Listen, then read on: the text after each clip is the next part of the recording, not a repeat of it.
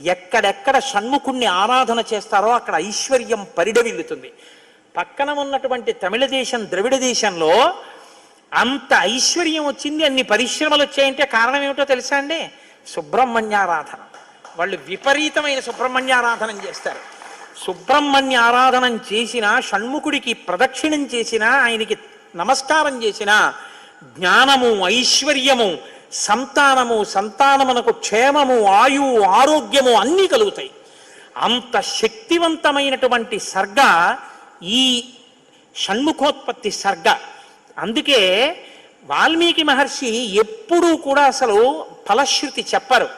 కానీ ఈ షణ్ముఖోత్పత్తి గురించి చెప్పిన తర్వాత, అందుకే షణ్ముఖుడికి ఉన్న గొప్పతనం ఏమిటో తెలుసా అండి? ఆయనకి ఒక గొప్ప విజయాన్ని సాధించాడు షణ్ముఖుడు ఒక్కడే. శైవ వైష్ణవాలు రెండూ కూడా వియ్య వందేట్టు చేశాడు.